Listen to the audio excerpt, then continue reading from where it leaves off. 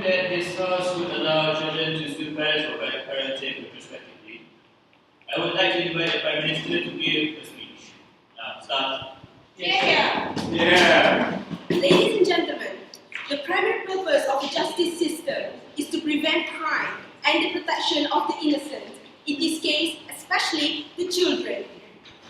Be it rehabilitative, punitive, or retributive, all kinds, the justice system is about to mitigate further harm. And because of all these reasons, we from the government side today is very, very proud to propose to this motion. This House will allow children to sue their parents for bad parenting retrospectively. Bad parenting, for we all know, usually involve family with unhealthy lifestyle. For example, workaholic parents who leave their homes for a very long time, which bring about abandonment and sometimes abuse. And also alcoholic parents that might influence their children to be like them, or maybe they will abandon their children or abuse their children for that matter. And also, it involves parents of history of drug issues, which might influence their children to be the same like them, which might involve abuse and also abandonment as well. So, bad parenting is progressive. It does not occur overnight. It has prolonged for quite some time, and it is systematically occurring. So basically, bad parenting is progressive, and we are here to stop that. Let's take a look at a case in Sweden. In Sweden, in this case, there are parents who have been punished because they cane their children. And this happened because there are another external authority, a third party, that bring this case to the court. But we from the government side today, we believe that this is not the only case in the world. This is happening everywhere. So what about the children who do not have any external authority to save them from bad parenting, to save them from the abuse, to save them from the abandonment? So, which is why we believe that this motion is going to give them the legal rights to actually speak for themselves, to actually stand for themselves, to actually protect and save themselves from bad parenting. Now, children, the third children, usually for children to bring this case to the court, they must be of general age, they must have local standi, and without all this, they must have representatives from the close family members. And for the government today, we propose that we are giving these particular rights to sue the parents to stop this bad parenting to all children. They don't have to wait for external authority to help them. They don't have to wait for help. They don't have to wait for anything. They can save themselves anytime, as long as they have the guts to do so. And of course, with help from the government. Okay, now, our model for today, moving on to our model for today. Our model for today is very clear. First thing first, the court will establish specific performance. In other words, to stop the influences, to stop the abuse, and if the family is abandoning their children, they have to stop abandoning the children. Specific performance in this case means that the court will order the parents to stop doing whatever they are doing, to stop the bad parenting, or to perform, to commit to the family. And secondly, the government today would like to have injunction, in other words, restraining order, as if we will restrain the family from further committing harm to the children, from further having bad parenting in the family. And secondly, we have implementation of policies to stop the bad parenting. Now, moving on to my arguments. First thing first, we all believe that both the government and the opposition today believe that we want a better future, not just for the children, but for the family itself. And we also want to have deterrent effects on the future family institution. And thirdly, we want the parents to get their act together. So both parties want this. So in what way we believe that this motion shall stand for these purposes? We think that this motion, by giving the rights for the children to sue their parents, this is the best method compared to any other method. Because the current method that we are talking right now, for example, counseling sessions, negotiations, or involvement of the social workers, social child services, are not working effectively. are being proven to be ineffective. So we think that this method is the best method, which I will explain later in my argument. Now, moving on to my first argument. First thing first, we want both the government and opposition today want to find a solution to the current problems right now. We want to push the parents to get their act together. For further visualization, we can see that nobody wants to see their parents to be sent to jail, isn't it? Nobody wants to see their family to get humiliated, and no children would want to be abandoned for the rest of their life, or to be abused with no action taken unless there are intervention from third parties. Most children wouldn't want that, and no children would want to cut their family ties with their family. And we believe that this method can fix all this. Yes? Alright. If you say that children don't want to see their parents in jail, then why are you imposing a policy that encourages them to do so?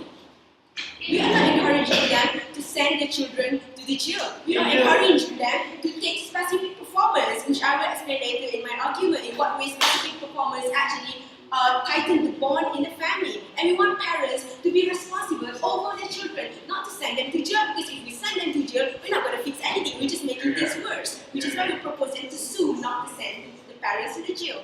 Now, moving on. First thing first, my arguments. Number one, before this, we often make the parents realize their errors through sessions of counseling, negotiations, and maybe putting the family under the watch of social child service. But as we all know, this has been proven to be ineffective. It hardly works. For example, sessions of counseling. Counseling works, but the results vary from one family to another.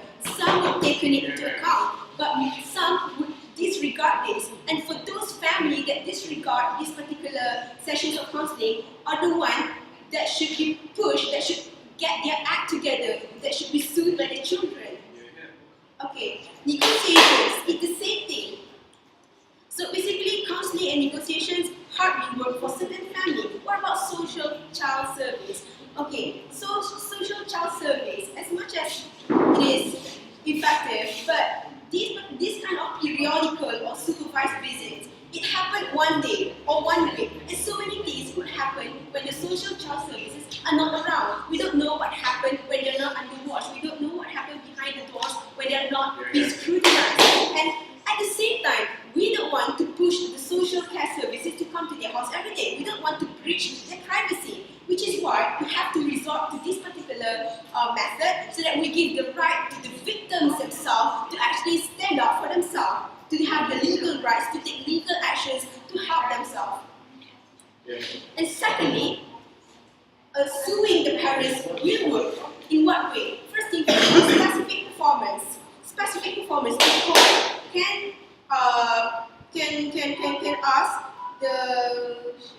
ask the family to stop the abandonment. The court can order the family to come home, spend time with their children, and not cutting the ties. We push them to bond together and get their act together. And then we have injunction, restraining order, monetary compensation in worst case situation where the children is about to leave the nest. But our main principle is not about paying the family, paying the child the money, but to show that if you don't take care of your child, you have to pay money. And this is definitely going to work for the future family institution. They will try to avoid this, and this will produce deterrence effect. So all in all, this motion will stand. Yeah. And glad to propose. Yeah. 8 minutes and 2 seconds. Congratulations. Now, 5 minutes later, I would like to invite the leader of the opposition. Now, start speaking. Yeah.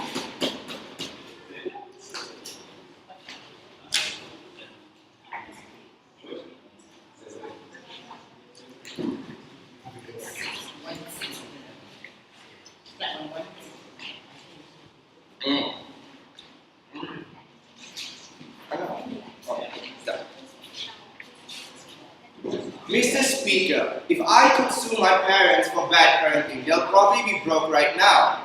And it's really obvious that for the government to propose such a ridiculous action, they probably have some insecurities and trust issues with their parents, perhaps maybe sexually or emotionally or whatever. But we believe, as the opposition, we believe that it is not right for a child to sue their parents for bad parenting because bad parenting is subjective, Mr. Speaker. And what is this debate about? This debate is about what is parenting really, what parenting is really, what parenting can we define parenting as, and how can these children really sue his parents? And number one, what are we okay and what we are not okay with the debate today? We are not okay with abuse, Mr. Speaker. That is why we have legal provisions in the law right now at the status quo to stop parents from abusing. But we are, and also we are not okay we are okay with parenting in good faith, Mr. Speaker. We believe that every parent has the right to parent their children, whether they want or not in good faith, whether or not they fail in parenting or whether they succeed in parenting, because they have the right to do so. And Mr. Speaker, to characterize the motion today, suing is when an individual sues another individual in court for a settlement, and number two, allowing the children. We believe that bad parenting doesn't necessarily mean abuse, Mr. Speaker. And even if you're a workaholic, it doesn't mean that it's bad parenting, Mr. Speaker. You work overtime because you are doing it in good faith to help your children, Mr. Speaker. And it doesn't mean that you neglect your children if they are workaholics, right, Mr. Speaker? And number one, so three analyses in today's debate. Number one is, should the state have a moral duty in defining what is good parenting or bad parenting, and whether they should intervene in a family institution or private law? And second is the standard of what we believe parenting. The second analysis is, what is the standard of bad parenting that we tend to believe in? And number three is how we can achieve a healthy institution of a family. Now, Mr. Speaker, some rebuttals coming from the proposition side. Number one, the Prime Minister of the government side says this will be a solution to the current problem. But we believe, Mr. Speaker, that this will be the death of the current problem, Mr. Speaker. This will be the death of family institutions all the world, because they claim that no children want their parents to be sued, no parents want to see their parents being in jail, Mr. Speaker. But this encourages them. They say that it doesn't encourage them. This is giving them a platform to do so, Mr. Speaker. And we believe that there is no sense of forgiveness, there is no sense of reconciliation, Mr. Speaker. That when you sue someone, Mr. Speaker, it breaks their trust, Mr. Speaker. It breaks the entire institution. And also, Mr. Speaker, it breaks everything that they believe in, the family values, Mr. Speaker, until this separates a child from their parents, and it will cause more bad parenting in the end of the day. Yes. Anyone? Okay, now first, it made it clear that this is actually the last resort if the current method, for example, counseling sessions, negotiations, and social child services watch are not working, which means that when the parents actually push aside all the particular negotiations, Hanan.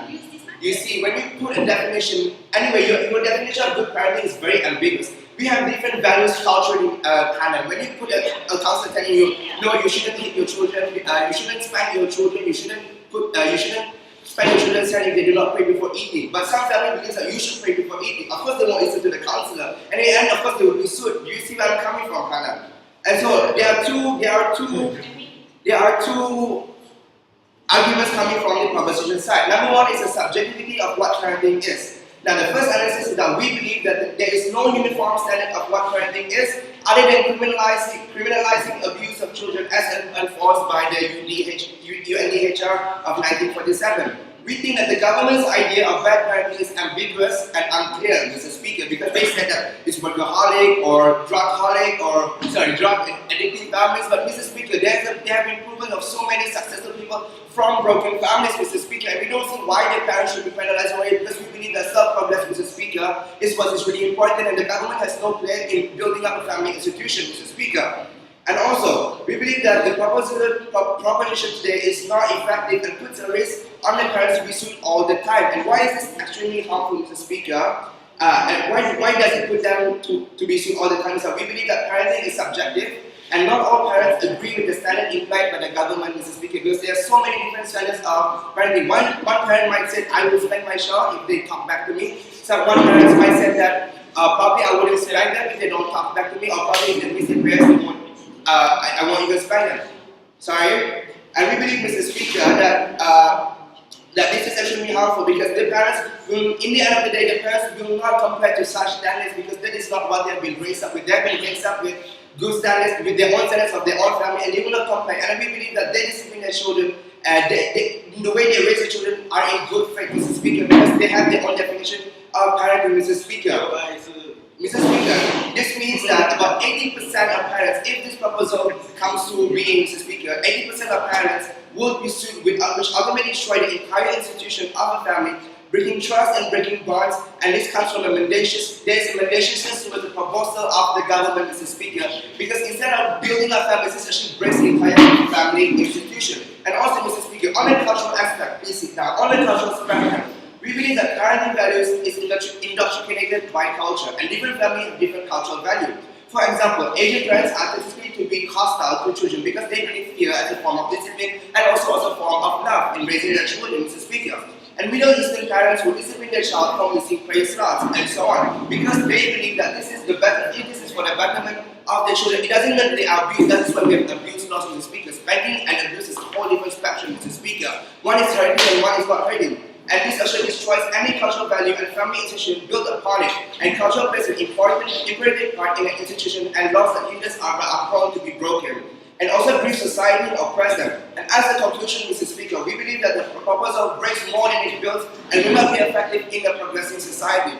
Also, Mr. Speaker, we also believe, Mr. Speaker, that that this will actually allow, we also believe that there is an arbitrary right of how a parent should raise a child according to what they believe in, because we believe that they are taking it in a good faith, and they have the right because they are the one who raised their child, Mr. Speaker. They are the one from the time of birth to the time they become of age, Mr. Speaker. They know what is their needs, their desires, and their fears, parents, and it's the parent who knows what is better for them, and it's detrimental. And by proposing this proposal, it's detrimental because it takes away any right from the parent to practice parenting in good faith, and we believe that this right is extremely imperative to them because it is their own right, Mr. Speaker. So, as a conclusion, we believe that the proposal is extremely mendacious, evil, and inhuman, which will set up chaos in the country and pave a platform for a communist government like the one in China, where they implement a one-child policy and takes away any right for the parents to build up a family institution. And we believe that in assuming that this is not the solution, but rather the poison that kills and destroys family, and therefore, Mr. Speaker, we beg to disagree. Thank you.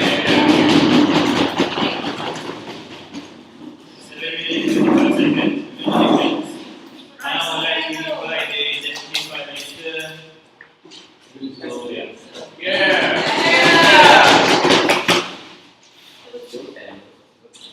Speak when you are ready.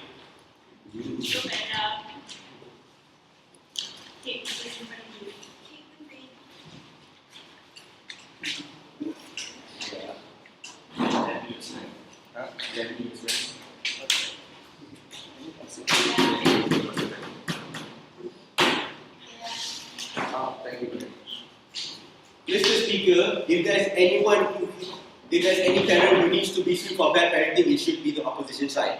But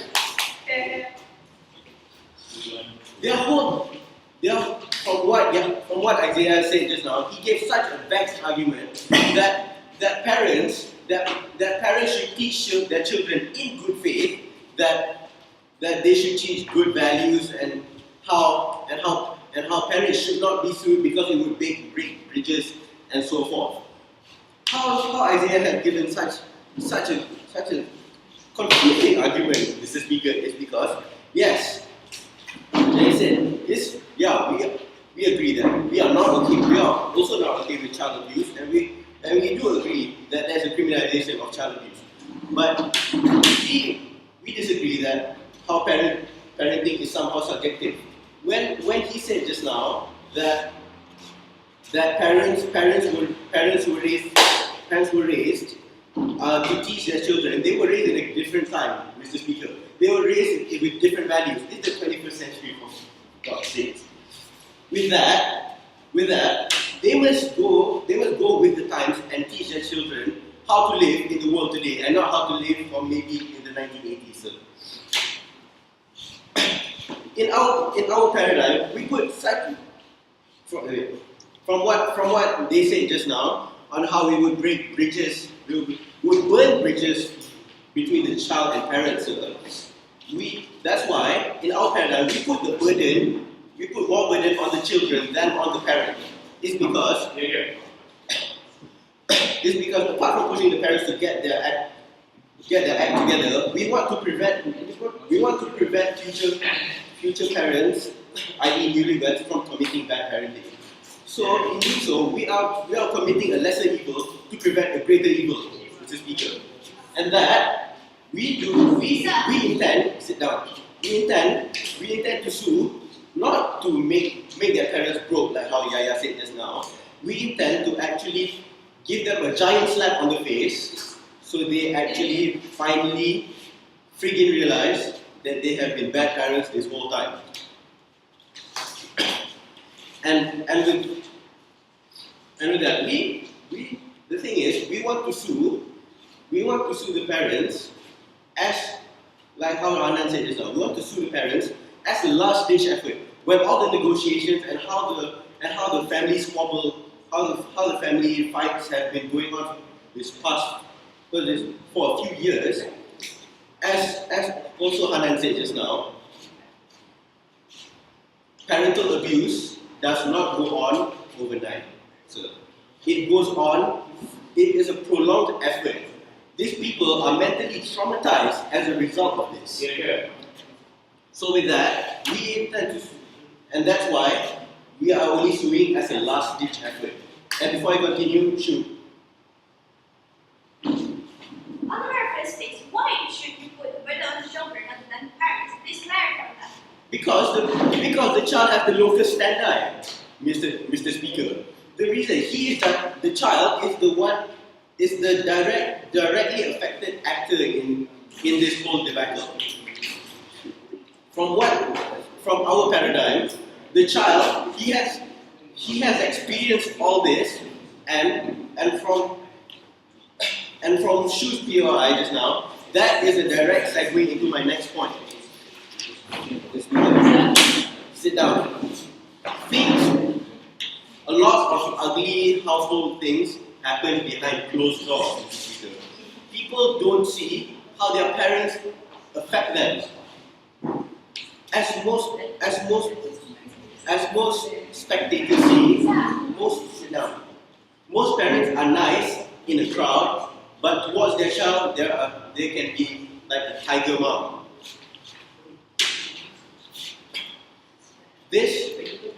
Some parents, they have their ego up to their heads. They don't see the errors in their ways. And they are also not sure whether they are consciously abusing the child or they are subconsciously abusing the child. Maybe the bad parent, maybe for instance, being a child from a broken home, sir. That child might be traumatized to ever fall in love. Maybe the child, who was the result of a heavy smoking dad, picks up smoking and has become a chain smoker like me. Sure. And an example of this, Mr. Speaker. The results. There are some people, out of the results of broken homes or people suffering from parents with drug abuse or alcoholism, they have in fact find it hard to find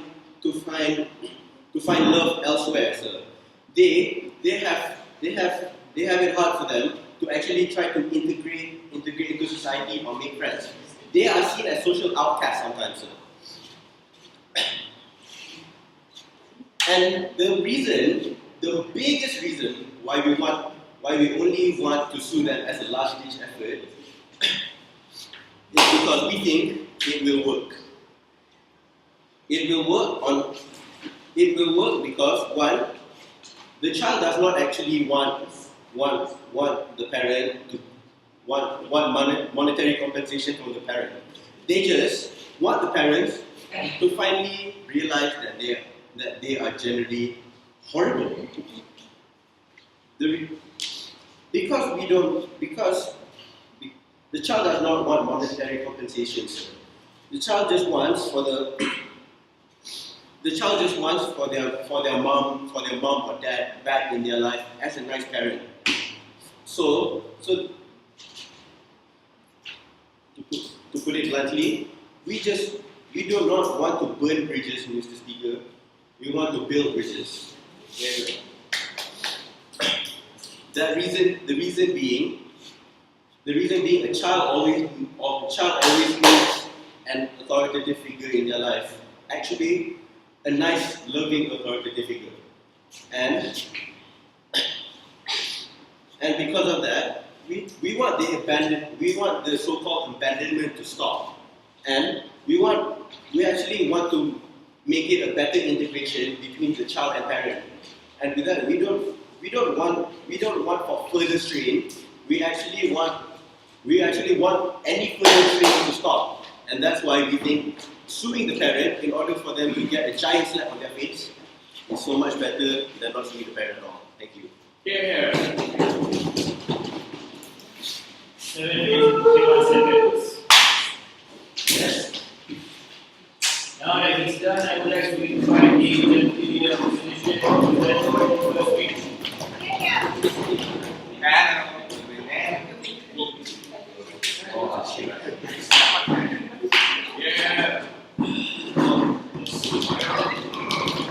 Speak when you're ready. Right.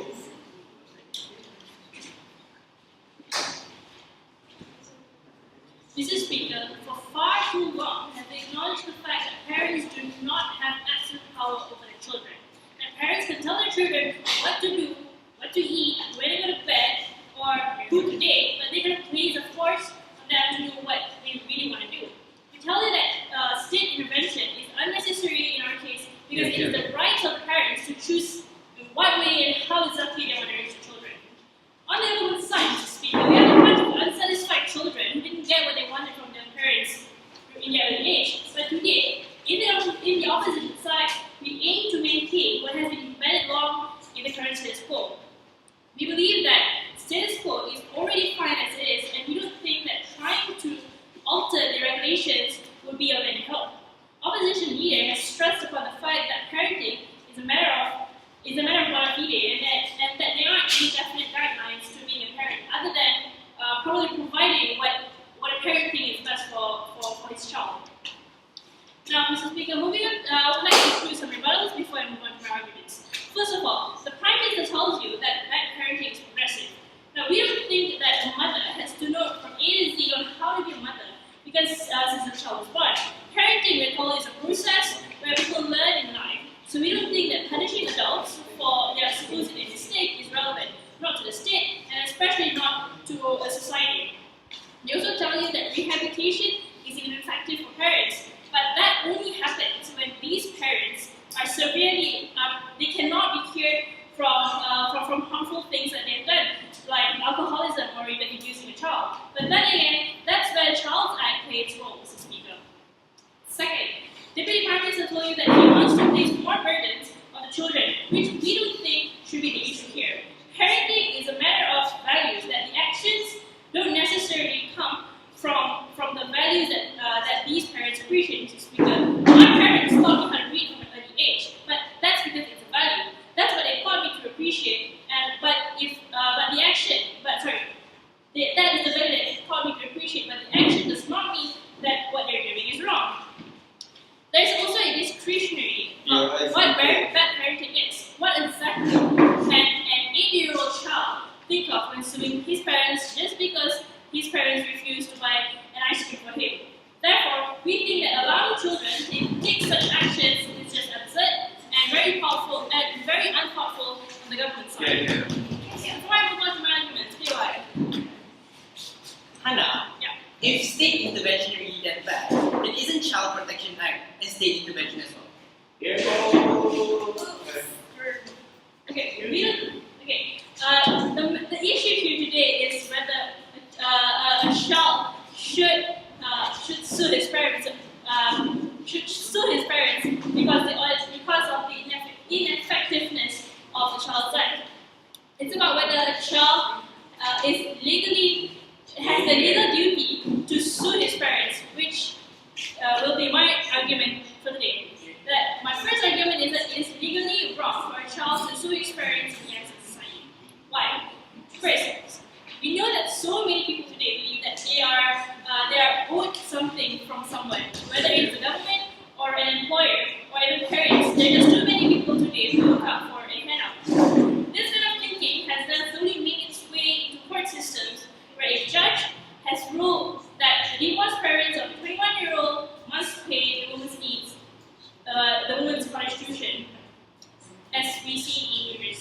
So let's break through this.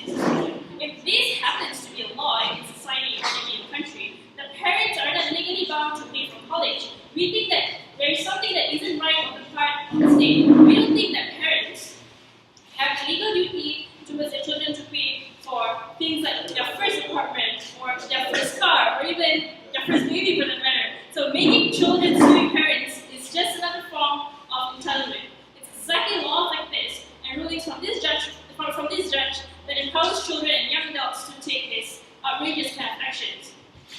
Mr. Speaker, we tell you that as long as the parents feed their children, give them good education, as long as they provide them a loving environment to grow up, then there should be no reason for a child to bring these parents to court on the basis that they don't get what they exactly want from their parents. Now, Mr. Speaker, let's look at the case of Rachel Kenny in New Jersey, who solely sued her parents for not giving child support and for not paying bills, for not paying her tuition bills after she was pregnant. The court dismissed the case on the reason that she was acting immaturely and that there was no real legal grounds onto why the suit should be proceeded. But yes, The fact that the court has dismissed the case is the fact that we know there are jurisdiction to watch over these cases, so that these individuals won't go over irrational and not go and sue their parents illegally. Exactly, that's why we're telling you that there is no legal duty on the part of the children to sue their parents just because they think that their parents are doing what's right for them. And then this goes back to my main point, where there is no, where a child does not hold a legal burden for a parent, parent does not hold a legal burden to go with the unlimited wants of their child to avoid from being judged in a court. Therefore, we believe that if legislators truly want to do something that will exclusively help the society in the correct direction, they can start by getting rid of laws that do nothing but to make adults be more self-sufficient. Therefore, Mr. Speaker, what have we told you today? We tell you that children does not have the legal duty to sue their parents on the basis of them not being satisfied with what their parents have decided for them. That at the end of the day, it's just a matter of values. That if a parent thinks that this certain values is good for their children, then they should teach these values to their children. We say that it is okay for them, but what is not okay is if his children disagree with what the values that they're being taught and punishes his parents just because they think that the parents' style of parenting is not suitable to their lives. With that, we back to close. Thank you. 6 minutes and 52 seconds. Guys, just stay. Let's stay. So come and copy my stuff. Pando. And I would like to invite the first whip. Right. Speak when you're ready. Now start.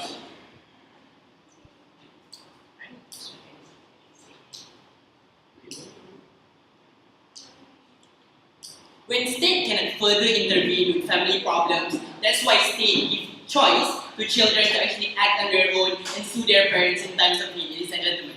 There are a few rebuttals on my side before I go on to the issues of rights of children, right?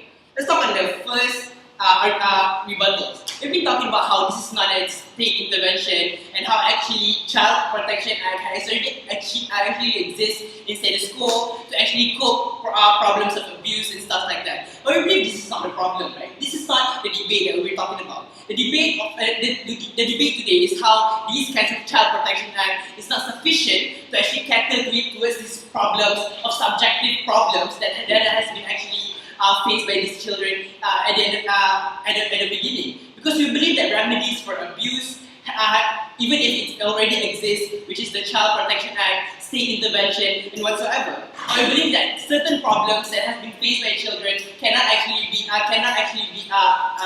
cured or actually be approached within this act, right? This is about how, even with the existence of Child Protection Act, we still need the children to act on their own and not a third party, ladies and gentlemen, right?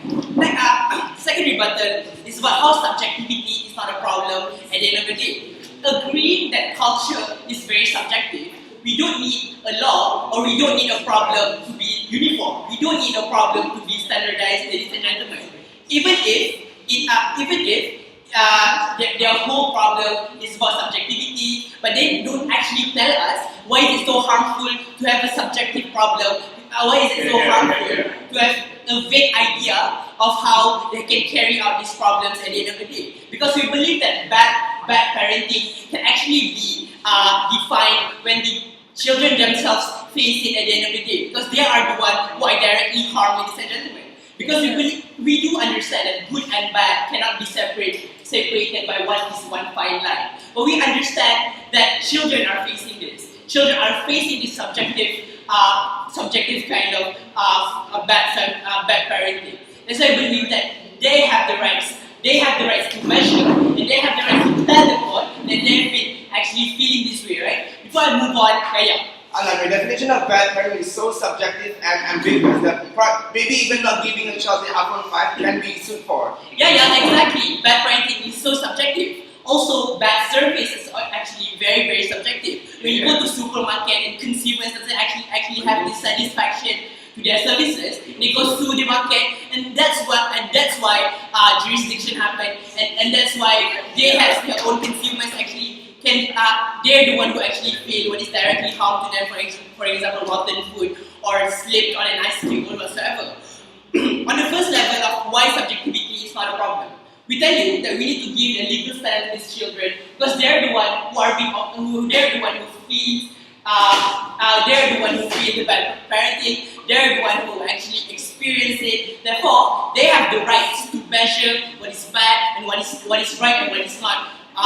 Towards them, ladies and gentlemen. When they feel that they are being oppressed by society, just because they have been shaped that way, ladies and gentlemen, just because they have been shaped that way, they are being harmed by society, they become an alcoholic because of bad parenting. We believe that they have the rights to actually go and tell the court that they need closure and they need justice at the end of the day, ladies and gentlemen. As long as they feel harmed and as long as they are directly harmed, we believe that they have the rights to be given a choice to sue their parents. Hanan. Yes. Okay. Tell us if there is any even small amount of benefit of allowing children to engage themselves in a civil suit when they hardly even know what exactly is happening in the proceeding. Ma'am, they do not have to actually know what's the proceeding. They need to know whether or not the parenting is bad, is good or not, because all the proceedings is going to be represented by lawyers or attorneys. Because we believe that once they have the choice and once they have the initiative to act, and we believe that all other proceedings are not as debate on the debate, right? Secondly, even if these children doesn't have a mind or thought of a prudent man, ladies and gentlemen, they won't illegally sue their parents, because we have already considered that parents are being loved by children and they wouldn't just for the sake of having monetary compensation, they wouldn't do that. But what if they really do, right? Even if they want to sue their illegally, right? We think that we have court, trials, private settlements, and even mediation, ladies and gentlemen, if they are very ashamed to actually go to public and talk about their families. We believe that these things actually exist and they can actually justify and rationalize whether or not their problems actually exist within these children at the end of the day. It's like you're telling consumers that they can sue the sellers in the supermarket for bad service and bad or good service, but telling that children cannot because it's too subjective and it's too vague. Because we believe that bad service is also vague and very subjective at the end of the day. Let's go on to the first issue of this debate, rights of children. Why does children have the rights to do so? We believe that they are directly harmed, ladies and gentlemen. They undergo the thought process of being abandoned. They undergo the problem of having parents which are workaholic and being abandoned at the end of the day, and without the surveillance of the parents, and go out with their parents drinking and taking drugs. And we believe that this is bad. And at the end of the day, when society shapes these children without the surveillance of the parents, and we believe that this is very harmful, and saying so, when children are directly harmed and by not giving them legal stand, it's hard for them to come clean because parents will it's hard for them to talk with their parents. Even if in school we have counseling and and have therapy. We believe this is not progressive and sustainable enough because we need legal action to be undertaken because we need to take this very seriously. Things I've been talking about Hanan and Pando, like things like monetary compensation, injunction, and restraints are actually elements that actually given them a big slack of fear for future parents or even current parents to not repeat the same thing at the end of the day, right? Let's go on to the second level of rights of children, because we want to disallow or prevent breach of privacy. Yeah, we do agree that state intervention already exists, but we believe that things which have been happening in closed doors cannot be actually further breach or further intervene. Because it is time for the children to know what is their rights and to learn that their rights is to be educated and be taken care of, ladies and gentlemen. Like periodical checkups for once a month and once a week, like social child surveys in the United States of America, is not very sustainable and progressive because periodical checkups leads parents to be more hypocrite. And what happened at the end of the day is like parents will act good in front of these individuals who do checkups, right? So at the end of the day, we need the children to be the CCTV of their own. We need the children to be the police of their own because thirdly, because we believe that the third party doesn't feel what the children feel in the thought process of being abandoned. Ladies and gentlemen, therefore, we stand with side government. Thank you. Yeah. 7 minutes and 51 seconds. Good job, I think. Now I would like to invite position whip. Yeah.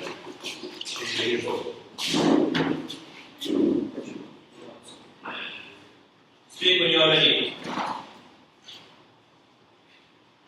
Ladies and gentlemen, the government wanted the children to be their own CCTV when it comes to administering what values are right for their parents to impose, without necessarily telling us the benefits of embarking on another route to that particular idea. Ladies and gentlemen, the idea was civil suit. When you give them a platform for these children to sue their parents under a civil court for damages, ladies and gentlemen, they have failed to tell us on how is it going to prevent the ideas of bad parenting and abuse. When you're talking about the idea of values being very subjective, and also when you fail to tell us how engaging the idea of a civil court would further act as a form of deterrence, when we tell you that there are already laws that governs the rights of children, such as the Child Protection Act, that also gives guidelines to parents on how it's best for them, how the state gives them certain leeways on what is right or wrong, and also telling them what is right, such as the abuse. So what are the three issues in this debate? Number one, whether or not we would want to embark on the idea of a civil court, and number two, the arbitrary guidelines. Sit down. Central government has told us that the idea of parents, the idea of bad parenting will be progressive. That's actually quite true because number one, values are progressive towards that anyway. It's just another name for values, because you want to say that because values are values that parents impose. It's part of the style of parenting they do, listen to. Of course, it's very progressive. For you to label that as bad parenting, it's just a subjective quantification of how you view that, listen to. We tell you that parents has their own say and how they would want their children to be raised, and that's something that government has failed to tell us on how the state see these kinds of values on what, and having a legitimate platform for the state to actually say these values are right or wrong when they have failed to consider the various types of cultures and beliefs that these parents have. Number two, when they say that with like this, it's good to place these burdens on children. Number one, we tell you that it's very big because children don't necessarily have the understanding of whatever these parents are doing is right or wrong. Because number one, the parents would impose their values for the children, would always consider the values to be right. Children would believe on the idea of these values because the parents have that say in the first place. Like for you to say that, the children should have that legal duty when it comes to when it comes to embarking on a civil suit. That's wrong because embarking on a civil suit requires not because we are not because the government isn't involved in the civil courts anyway, ladies and gentlemen. We tell you that the civil courts it's a fight between two parties, the parents and the children, ladies and gentlemen. We tell you that when the government doesn't have any say in how the civil courts work, it's very harmful for you to simply say that the government is doing the right thing. So, the first value on arbitrary rights. Yeah, yes, you. A lot of cases, the society doesn't really know their legal rights. For example, women doesn't know their women's rights. Why is it very exclusively harmful? These children are not educated with what they are fighting for because we are starting now. Ladies and gentlemen, we are not saying, if you want to talk about education rights, we have that within the policy of the government. What you're trying to do now is allowing children to embark on a civil suit. When you give a platform to these children to actually go to the civil court and say, oh, I want to sue my parents for civil damages, that's the idea of what are you trying to do. You're not saying you're not going to court, you're not going to criminal court. You're taking that matter into a civil suit where the abuse can be quantified into the damages that the children can receive. When they won the case, you don't necessarily, like, the idea of education in that is not there, because you don't when you don't necessarily tell them they have rights, when you don't necessarily tell us that imposing that value would educate children on the rights that they already have, when you don't necessarily tell them in the first place what are the actual benefits on having a civil court participating on that infringement, ladies and gentlemen. On the first issue of arbitrary rights, the side of government here wants to say that the children should have the right.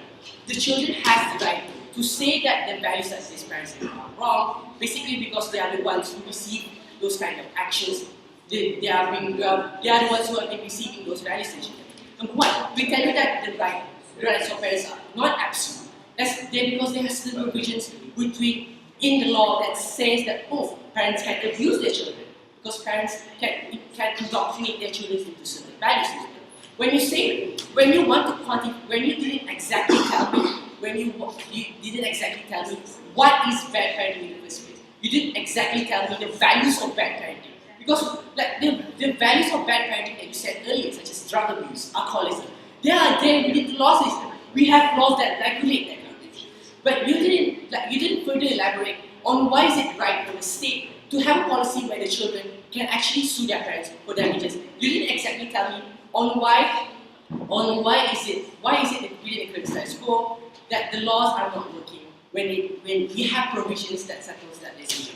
And the arbitrary rights of parents would be diminished. Why? Because the idea of values is because the ideas of values are very big. Because parents have their own cultures and they will impose their values on their children. Or just because the children disagrees with that value doesn't necessarily make it wrong, ladies and gentlemen. We tell you that the state shouldn't, when the state doesn't have a legitimate platform to work on, in assessing whether or not these values are right, it opens up only way to abuse, ladies and gentlemen. That's that on which the government has failed to clarify on when the government has failed to really clarify on the benefits of the abuse of the case. Second of all, on the idea of allowing the participation of the criminals. Number one, it's legally wrong. It's very harmful. Why? Because you're allowing those parents to be sued for damages. When we already have laws that governs abuse, that governs style of bad practice that the government has said earlier, such as drug abuse, alcoholism. We have provisions within the law that says if the parents commit to these actions, then the children can be taken away. They would go under. Like for you to say that there would actually be any benefits of actually participating, I think actually going to the civil courts and actually asking for money and actually for you to quantify the values that these parents have been taught on, it's very harmful because number one, because it would be a futile effort, because we are looking for actions that are only quantified under provision laws. The criminal laws can't necessarily, like the civil suit cannot take into consideration the values. The values that forms the backbone to the actions will not be taken into consideration. This will be a position where these parents will be in a position of disadvantage because they could simply tell the court, I did this because I believe it's right. And you can't simply we argue that in criminal court system. Like the position of the children is very, very important. And we tell you that in the civil courts, the parents will be in a position of disadvantage because number one, they cannot simply say that their parents are right, and number two, the actions will be taken to this issue very, very quickly. So if there's a science in this debate that really understands how cultures work, how values works, it's the side of the same. So go with us. Thank you.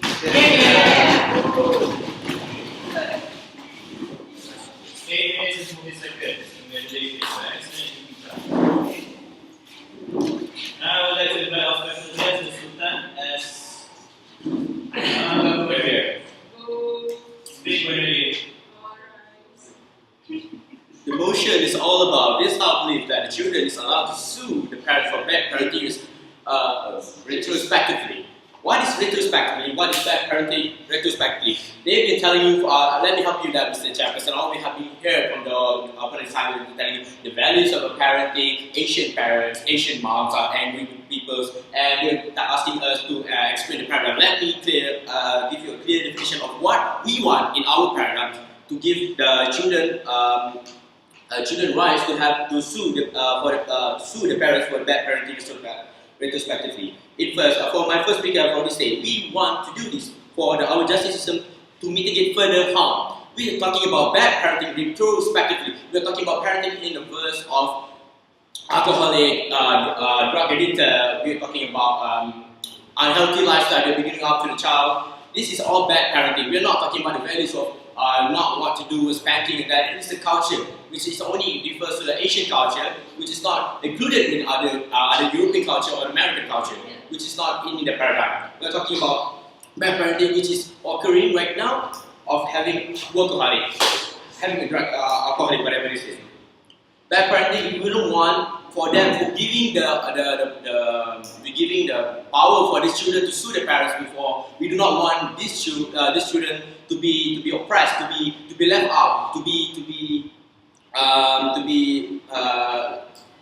bad, and the same way to follow up the footsteps that the parents have done during parenting them. So I'm telling you what, where the solution are we giving is to sue them is better, where they don't even give a solution, but they're just keeping on asking us why, what, and why do we do this, why we are supposed to giving the power for the children to sue the parents. Alright, but it is wrong. From the first speaker, they were saying that it was wrong to be a workaholic, it's wrong to be it's right to be abandoned, and it's not therefore for them to be a workaholic. It's not wrong for them to be a workaholic. And let me say, being a workaholic when you have to spend time on work and rather than spending time on the children, how these children will feel? How these children will feel? You're not giving the rights for them to carry them. You're not giving the rights to give more time to supervise them. These are kids. I believe kids they don't know nothing, where they have to learn from the parents. But when a workaholic, drug addicted, alcoholic person, which is giving a bad influence to their life, we are about to end this thing by giving the power to the children to sue them for bad parenting. And we're talking about retrospectively, which is having occurred behind the door, all the way long, when we do not know, where other people doesn't know all about it. We're talking about retrospectively. Sorry, sit down. And they're giving an example that there's so many people have are successful because they're coming from broken family. Excuse me, they have to be successful in order to get out from that broken family. But what is that? I mean, like out of 10, how many broken family children are successful enough? Now they're successful. Just imagine how hell they have to be through to be a successful person nowadays because of that bad parenting problem in the family institution. And they were telling us we are ripping off the bridges between the children and the parents by giving the power to the children to sue their parents. We are not talking in the parent. They were talking about a court session a while ago. Parents' mindset of do they know about what is the procedure? No. How does this child come out and stand up and say, I want to sue my parents? Sorry, sit down. I'm sorry, I want to sue my parents because they are having bad parenting. Like the same thing, like they were giving it a while ago from the second speaker from the open, they were saying that these girls are suing these parents because they're not giving, they're not paying the bills, they're not paying the bills. That is what they are supposed to do. This is what the parents are supposed to do, but they are not giving it. Are the child supposed to work for it? Are the child supposed to earn it and to pay for it? Or what the parents supposed, I'm sorry, sit down, what I was supposed to given them to, in order for them to have a successful life, that I was supposed parents to do sacrifice, but they are not giving it. And I was telling you how the cultural aspect from the values from the Asian mothers, they are very, very stern, very strict. Hell, my mother is fucking abusive. Hell, my mother is also like, oh my god, I won't tell you that. Yeah, she is fucking damn as abusive as what I can remember. But that is way back different. That is on what we already have done where they need to push us for us to get a better life, a better way of becoming a better adult.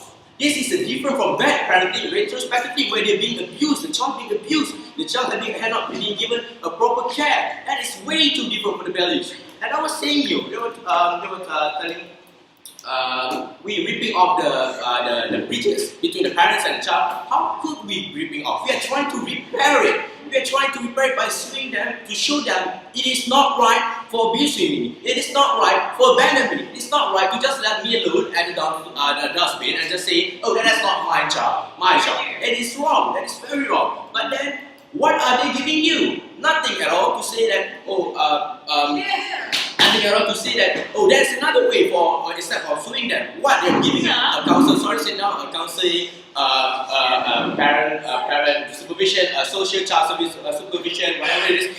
My speaker told you it is not working, and it's the effect, the outcome is not very enough for you. See, even they have a social child service. Seems that to me, the child nowadays is rising. People are skipping schools, children are skipping school, skipping classes, doing whatever they want. They are being rebellious because of this problem where they have a bad parenting problem in the school, in their house. What kind of parent or bad parent they're trying to give us? They're saying that, oh, we should have counseling them. They should have go for counseling. They should have seek for other people help. By what? It is not. It doesn't prove anything. It's not helping at all. But by giving a child the child power to sue them, we are talking about child who already have a mature mind to say that I had enough. We're not talking about an 8-year-old boy or girl who say that, Mommy, I want to sue you because you don't give me an ice cream, you don't buy me an ice cream, you give me a fucking iPhone or something like that. It's the same thing. We're not talking about this kind of thing. What kind of sick mind lawyer would take the case and say, oh, I want to bring this up to court? That is bullshit. I tell you, Mr. Speaker.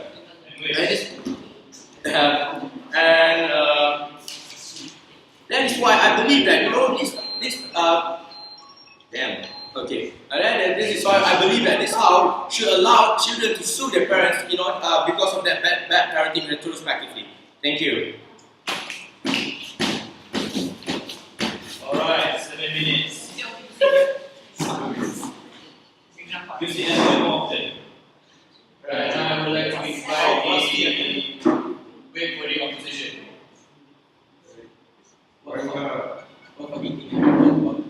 And also the one who should be discussed.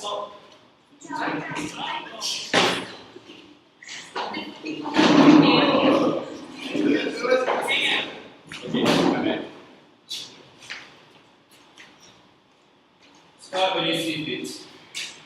Mr. Speaker, standing here as the last speaker from the opposition, I would like to ask the government line the very first question: what is bad parenting? Yes. And then the second question is that how can we measure the degree of bad parenting? Yeah. And then I would like to tell you that both of the house, from the government and also the opposition, has the same goal in which we are trying to protect the children. So what am I going to tell you guys today is that 5 things. The first one is that I have told you what is the aim of the parenting, and then what is the aim of parenting. The second one is that what is the harm when the government is trying to give the power to the state to quantify what is good and what is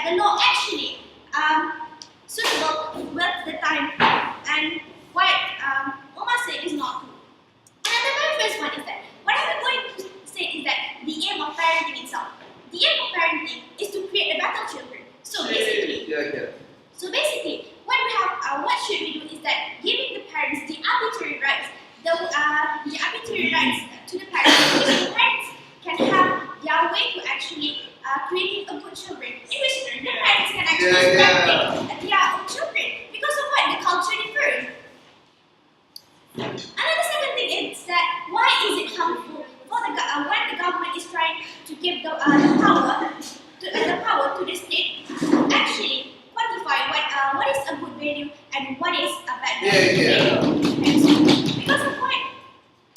As I said earlier, values differ and then culture differs. And then Hanan have stated a case from the Sweden in which the parents actually the mother actually hit the children, which is mom and Yeah. He didn't pray.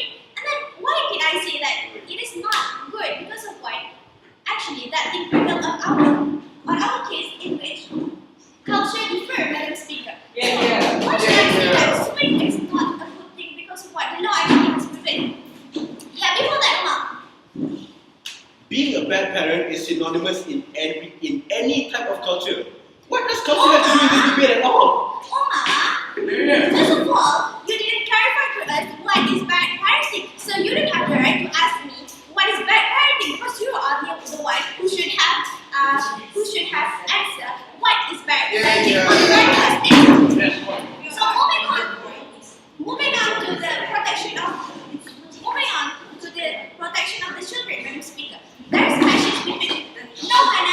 clashes between the government and the opposition side in which we both of us want to protect the children. And then on the government side, I'm trying to say that suing is their way of protecting the children. Because of what? They're trying to say that giving the power to the children to sue their parents is actually good.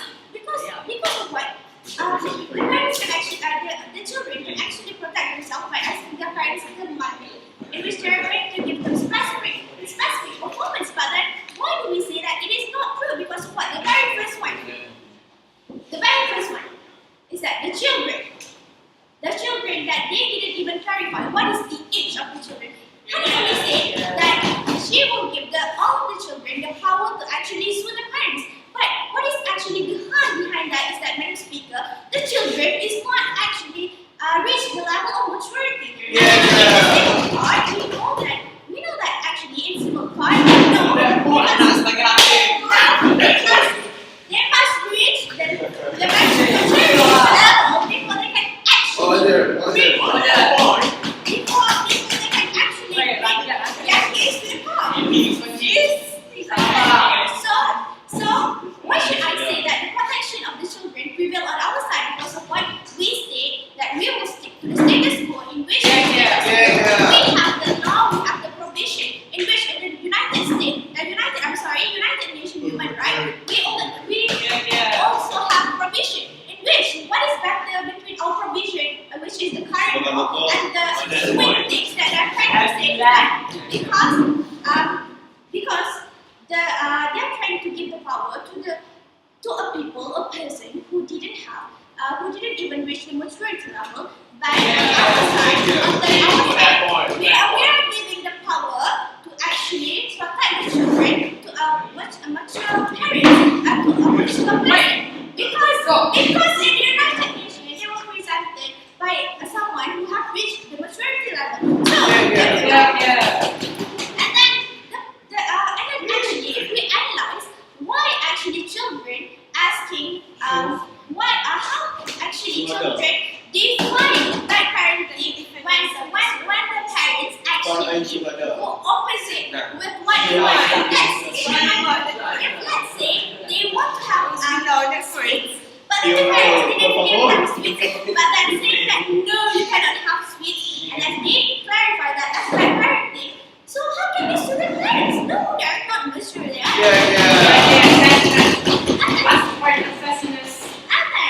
For that, man, please. And then, as I said earlier, what is the hasty generalization that the government have said from the very beginning is that if let's say your parents is smoker, you will be a chain smoker. If let's say your parents drink alcohol, you will be an alcoholic. No, Madam Speaker, we believe it is not true because it is your own choice. Because it is your own choice. I'll give you an analogy. If let's say you come from a background with a parents who is not that clever, it doesn't mean that all of your seventh generation will be stupid. The thing goes together.